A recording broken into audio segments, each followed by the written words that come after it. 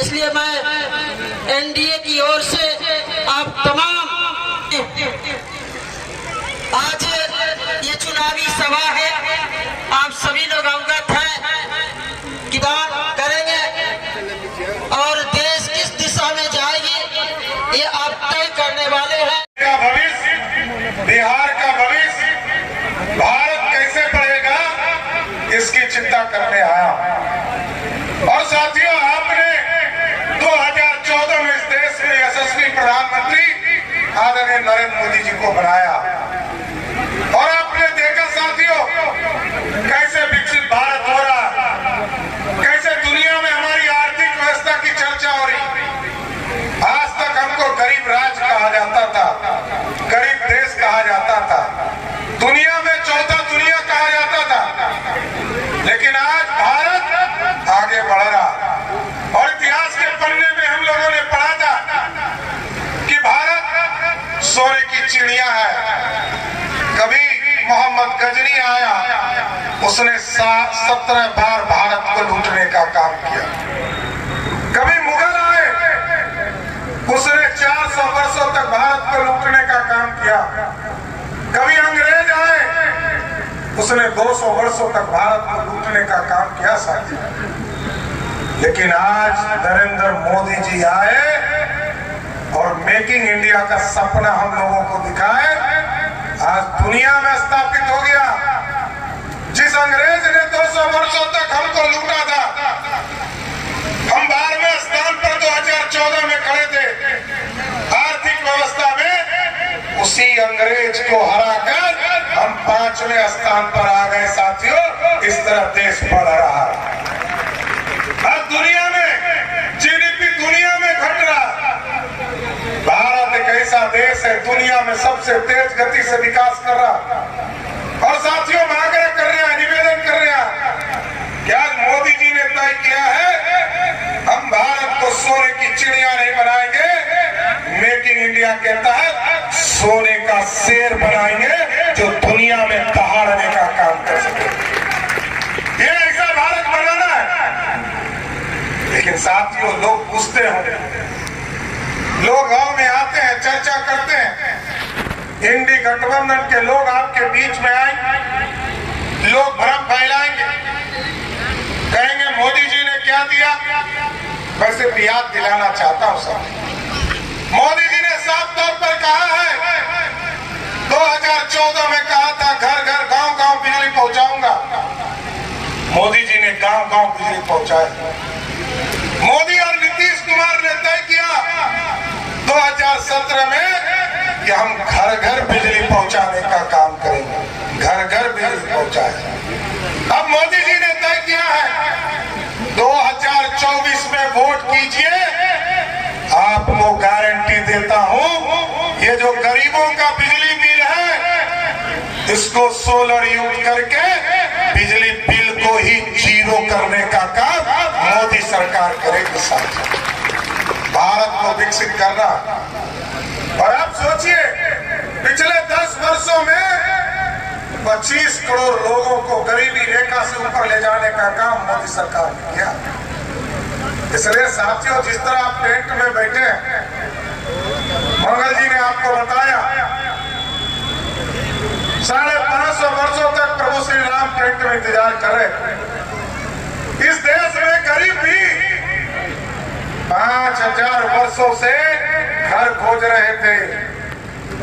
आजादी के बाद 3 करोड़ 68 लाख लोगों को इस देश में पक्का मकान मिला और मोदी जी के शासनकाल में 4 करोड़ 21 लाख परिवार को पक्का मकान मिला। बिहार में केवल 55 लाख मिला साथियों।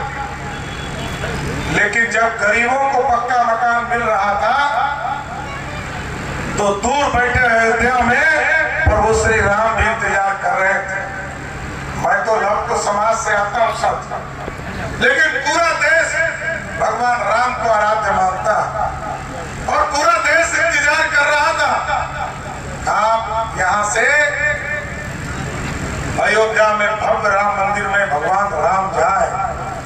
जैसे ही पिछले बार आपने कविता सिंह जी को यहां से चुनाव जिताया, 2020 में मोदी सरकार ने भव्य राम मंदिर में काम शुरू करने का काम किया और आज भव्य राम मंदिर स्थापित हो गया। इसलिए मैं साथियों आश्वस्त करता हूं, विजया लक्ष्मी जी के लिए आपसे वोट मांगने आया। 2024 में के वोट दीजिए। और हम लोगों ने भी तय किया है, उत्तर प्रदेश में जिस तरह भव्य राम मंदिर में भगवान राम चले गए, उसी तरह हम लोग तो बिहार के लोग मां जानकी के स्थान जन्म स्थान पर है। हम लोगों ने भी तय किया है, उत्तर प्रदेश में भव्य राम मंदिर बन गया, अब हम लोग बिहार के सीतामढ़ी में भी मां सीता का एक भव्य मंदिर बनाने का काम करेंगे। और साथियों, मजबूत सरकार नहीं बना। ये जो दूसरे पार्टी के लोग हैं साथियों, कोई निर्दलीय घूम रहा और कोई लालटेन लेके घूम रहा। लालटेन का युग है, अरे अब तो एलईडी बल्ब का युग आ गया ना, लालटेन तो समाप्त हो गया। तो मैं साथियों आग्रह करने आया हूं कि पूरी तरह बिहार में एक मजबूत सरकार देश को देने की जरूरत है। और यदि कोई जीत कर आएगा, निर्दलीय वाले प्रत्याशी से पूछिएगा, लालटेन वाले प्रत्याशी से पूछिएगा कि आपका प्रधानमंत्री का उम्मीदवार कौन है, किसको बनाओगे। उनको तो पता नहीं है, पटना में जो बैठा उनका आका है उनको भी पता नहीं, उनको भी नहीं पता है कि प्रधानमंत्री कौन बनेगा। लेकिन यदि विजया लक्ष्मी जी को यहाँ से चुनाव जिताइएगा तो मैं गारंटी देता हूँ कि इस देश का प्रधानमंत्री फिर से नरेंद्र मोदी होने वाले हैं, कोई रोक नहीं सकता। और मजबूत सरकार इसलिए चाहिए साहब, अभी यूक्रेन और रशिया की लड़ाई हो रही थी, आपने देखा भारत के बच्चे वहां फंस गए। भारत के बच्चे मेडिकल करने गए थे, लोगों को चिंता थी कि कैसे हम रशिया से निकलकर, यूक्रेन से निकलकर हम भारत जाएंगे। भारत के बच्चे ने जब फोन करके मोदी जी को कहा, मोदी जी ने कहा कि मैं बात करता हूं पुतिन से। और रशिया के राष्ट्रपति पुतिन को फोन करके कहा युद्ध रोको। युद्ध रुक गया साथी। यह है दुनिया में भाग, दुनिया में डंका बज रहा, युद्ध रुक गया। यूक्रेन के राष्ट्रपति ने ज़ेलेंस्की ने पूछा, मोदी जी युद्ध तो रुक गया, भारत के बच्चे को पहचानेंगे कैसे। मोदी जी ने कहा जिस बच्चे के हाथ में तिरंगा होगा वही भारत का बच्चा होगा साथी। ये है ताकत साथी, आज दुनिया में डंका बज रहा। इसलिए हम आपसे आग्रह कर रहे हैं, निवेदन कर, कुछ लोग आएंगे भ्रम फैलाएंगे, कुछ लोग कहेंगे आरक्षण खत्म होने वाला है, कुछ लोग कहेंगे संविधान खतरे में है। आप उनसे पूछिएगा, 15 साल तक उनके मम्मी पापा बिहार के मुख्यमंत्री रहे, एक व्यक्ति को आरक्षण नहीं मिला साथ, न पिछड़े को न दलित को, किसी को आरक्षण नहीं मिला।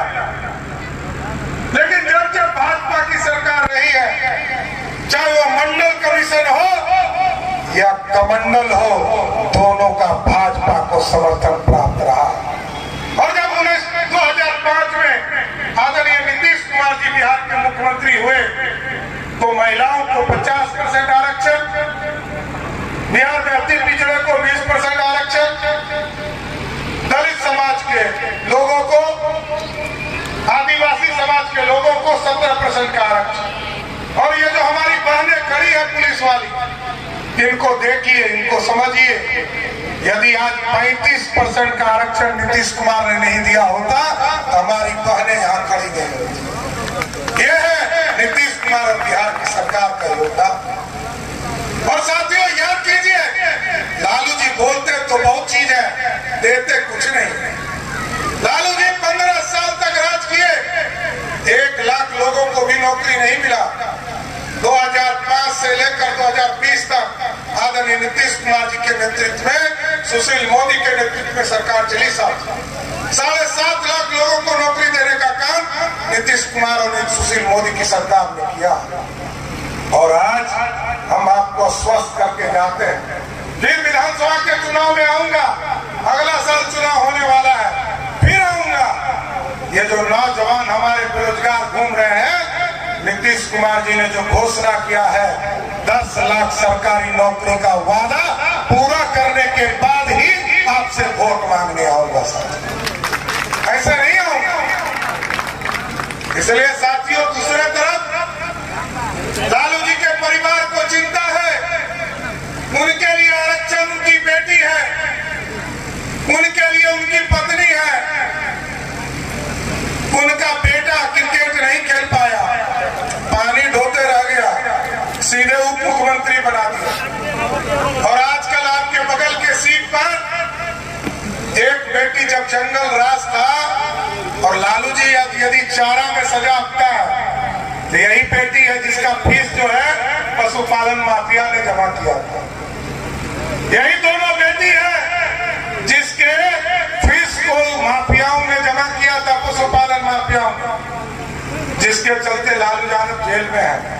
और आज वही बेटी जब जंगल राज था तो बिहार छोड़कर भागकर सिंगापुर चली गई थी। आज नीतीश कुमार जी और नरेंद्र मोदी जी के शासनकाल में जब सुशासन स्थापित हो गया साथियों, वही लालू की बेटी सिंगापुर छोड़कर छपरा का चुनाव लड़ने आ गई है। हम लोगों ने आग्रह किया है, एक बार चुनाव हरा दो और कहो कि 5 साल तक सालन का सेवा करे, तब अगले बार वोट जरूर दे देना। लेकिन ये लोग सेवा करने वाले नहीं है, ये लोग मेवा खाने वाले लोग हैं। और एकदम स्वस्थ रहिए और आपसे आशीर्वाद मांगने आए। 4 जून को आप देखिएगा, ये जो लालू प्रसाद का परिवार है ये पूरी तरह बेरोजगार हो जाएगा, ये पूरी तरह बिहार की राजनीति से समाप्त हो जाएगा। इसलिए साथियों, आग्रह करने आया, नरेंद्र मोदी जी के नेतृत्व में मजबूत सरकार बनाना है। और आप देखिए, दुनिया में जब कल तक प्रधानमंत्री मनमोहन सिंह थे, जब तक सोनिया गांधी स्विच नहीं दाबती थी तब तक मनमोहन सिंह बोलते भी नहीं थे। लेकिन आज मोदी की सेना है साथियों, मोदी जी ने साफ तौर पर कहा है यदि पाकिस्तान के तरफ से वो चुटपुटिया बिड़िया बम भी फेंक दे तो हिंदुस्तान के तरफ से तोप का गोला फेंकना शुरू कर दो। ये है भारत, ये मजबूत भारत बनाना। तो क्या आप लोग का समर्थन मिलेगा ना? पक्का? दोनों हाथ उठा के बोलिए, विजया लक्ष्मी जी को मिलेगा ना समर्थन? पक्का? बोलिए, सियावर रामचंद्र की, सियावर रामचंद्र की जय जय श्री राम। बहुत बहुत धन्यवाद।